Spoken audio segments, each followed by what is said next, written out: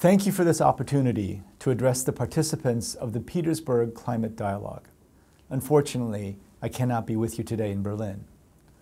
I'd also like to take the opportunity to welcome Germany's, and in particular Chancellor Merkel's, personal commitment and leadership on climate change issues, both at the domestic and international level.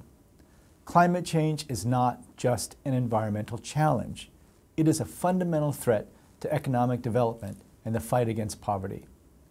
I'm concerned that unless the world takes bold action now, a disastrously warming planet threatens to put prosperity out of reach of millions and roll back decades of development gains. Recent experience is a stark reminder that no country, rich or poor, is immune from the impacts of climate-related disasters. We've seen developed countries struggling to cope with events like Hurricane Sandy, but developing countries have far less resources to respond to these kinds of disasters. In Thailand, the 2011 floods resulted in losses of approximately $45 billion, or about 13% of GDP. Inside the World Bank Group, we're stepping up our mitigation, adaptation, and disaster risk management work. Simply put, we need a global response equal to the scale of the climate problem. We need bold action that will make the biggest difference. We need a plan. In our opinion, such a plan will combine at least the following 5 elements. First, setting a price for carbon, whether this is through a tax on carbon, indirect taxation, regulation, or the creation of a carbon market.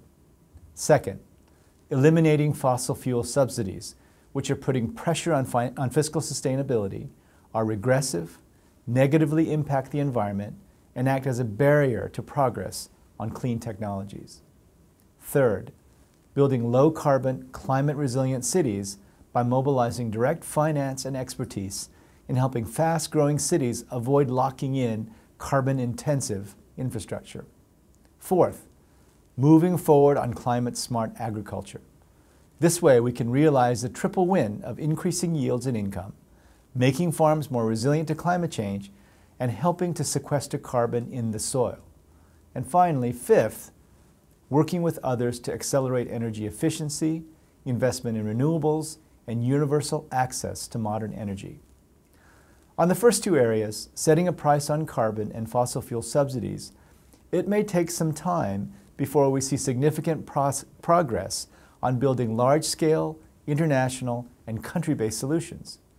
So we're moving forward now inside the World Bank Group on the other areas, building cleaner cities, expanding work on climate-smart agriculture, and accelerating access to clean energy in the developing world. Let me tell you about what we're doing on those fronts. Cities, which account for 70% of global CO2 emissions, will grow by another 1 billion people in the next decade.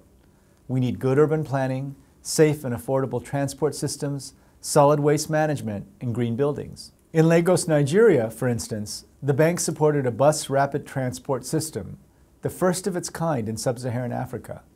As of 2011, some 200,000 commuters per day were using the system, and greenhouse gas emissions had been reduced by 20%. And right now, we're working with China on an urbanization study and establishing a knowledge hub on low-carbon urban infrastructure. On climate-smart agriculture, we're also scaling up our efforts. Right now, we have several successful programs involving millions of hectares.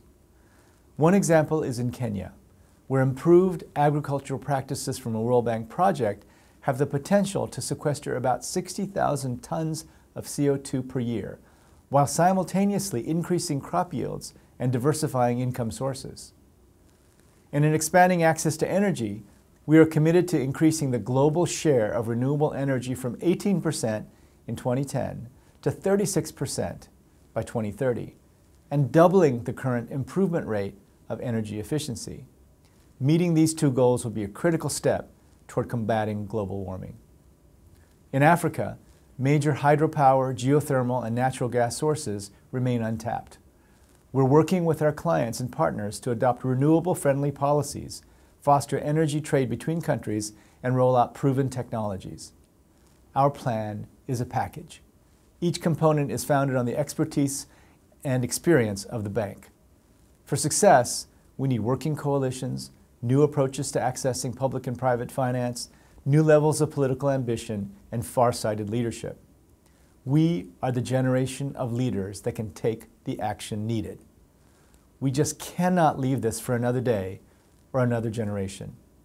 Many leaders, including some of you, are already engaging with us in advancing the ideas which I outlined, and we believe that there is a real opportunity to move forward over the next 6 months.